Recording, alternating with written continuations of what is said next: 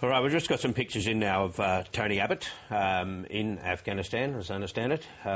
These pictures have only just now been released by the Department of Defence, and I think what it does demonstrate as we go through this is that he was very anxious to see not just the military, the brass, but he wanted to get out among the troops themselves. He's accompanied there by a couple of journalists. Peter Harcher, doesn't he? Yes, an embedded Peter Harcher by the looks of it. And some signing, some books for the troops.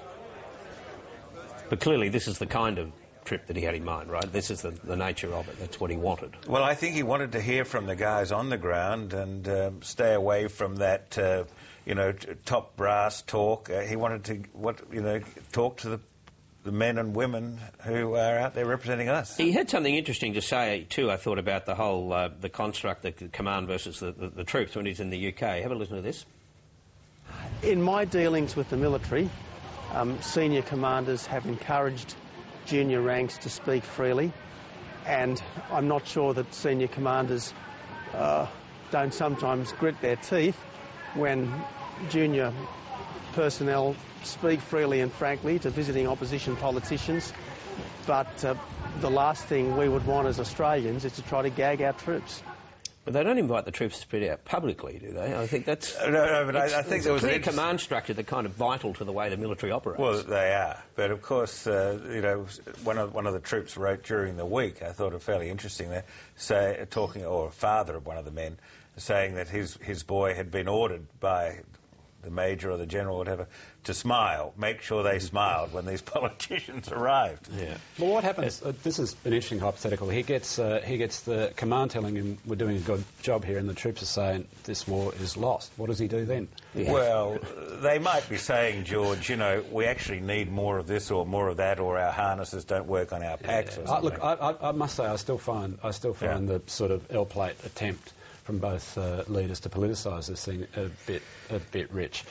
The two of them probably should have gone together, and they should probably arrange a trip before the year's out, if they want to go back, to go together, because if both sides are in this commitment, the troops probably need to know this, rather than have one leader come in, do a vox pop, another one do a bit of marginal seat campaigning, and then... I disagree. I think then if you have two leaders together, it becomes very much just a flag-flying operation for them.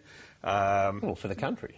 Well, there are some things you can agree on, and if you're going to war, it'd be nice to have everybody in the tent. Isn't this the more substantive point about Tony Abbott not going with Julia Gillard, though? Whatever the arrangements he was making, whatever was going on, the bottom line is that you can't help but get the impression that he didn't want it to look like a bipartisan trip.